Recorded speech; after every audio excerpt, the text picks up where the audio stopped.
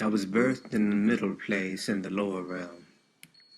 My mama was dead when she bore me, so I had to burrow my way through to the other side. Spirit turned flesh, flesh, spirit, blood, fluid, and heavy tears.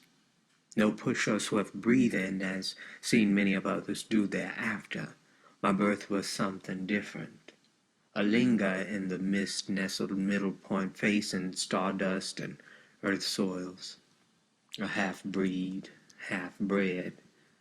And when the wicker basket came round to collect the bodies of those deceased, to carry them to the other side, there was no idea that I was in there with them. A living who wasn't quite dead yet.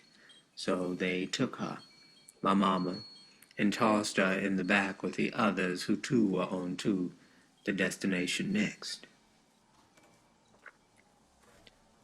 I just assume there's a reason for my being, 'cause they could have killed me off and kept right on the route along into eternity.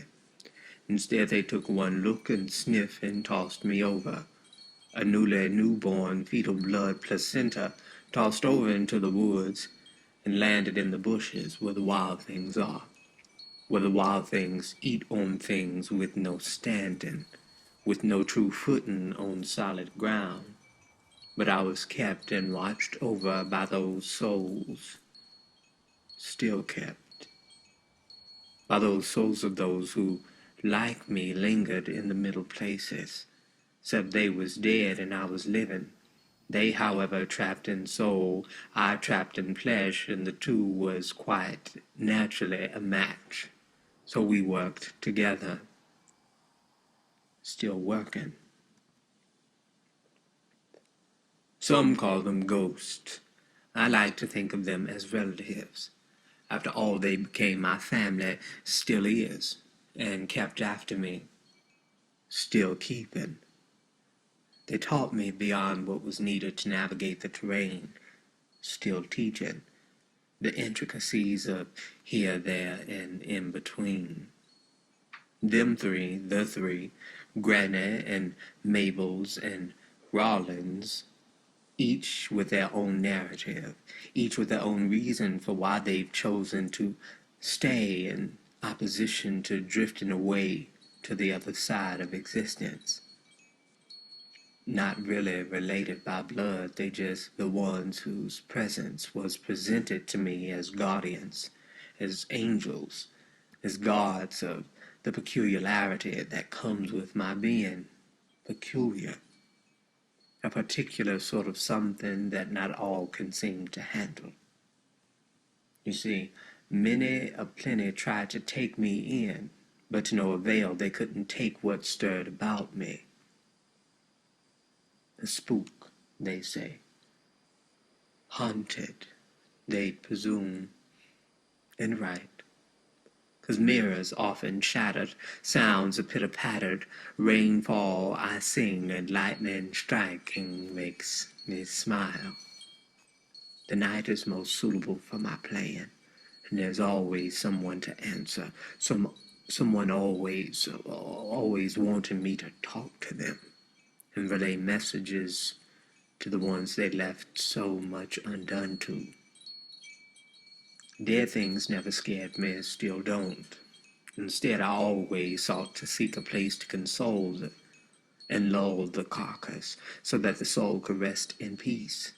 Best that way, so as not to bother me, 'cause I'd be the first thereafter they'd seek. I felt so alone. I grew up alone, really, like the only one, a misunderstanding. So I took to being in the bush, built a simple, single shack house to house my biddings, not hiding, just keeping my place, kept, keeping a safe space, a distance from those who didn't understand what it meant to be called, and to have a calling and having no choice to choose not to answer, 'cause such a choice, such a neglect would render me to shatter, render me to shrink, render me no purpose. The voices most time was too strong for me to ignore. Reflections, they always peering back at me in the river pond, faces of those looking deep for an answer. Never was I ever truly free to merely exist. There was always some work to be done, something to ward away, something to invite to stay, protection and protecting, the much of most of much. 'Cause you see, the underworld, the world under, ain't really all that far from here. It's not too deep. Don't have to go digging and prying in places neath the soil. It's truly here. A majestic veiled place in pure sight of those who keep their eyes open. But most folk round here, most folk, they keep their eyes so shut and don't know that they've been closed off to what ache to reach and speak to them. And that's what make my being at times so hard, overwhelming, almost scattered, 'cause so many and many and many and plenty got things untied and undone and did and wantings to be completed, but can't reach those needed 'cause they don't want to be found. Many find it real hard to believe that there exists a world within this one. Places and places and places placed to keep things in place. The most of many who can't perceive to believe it are the very ones who cling to it the most.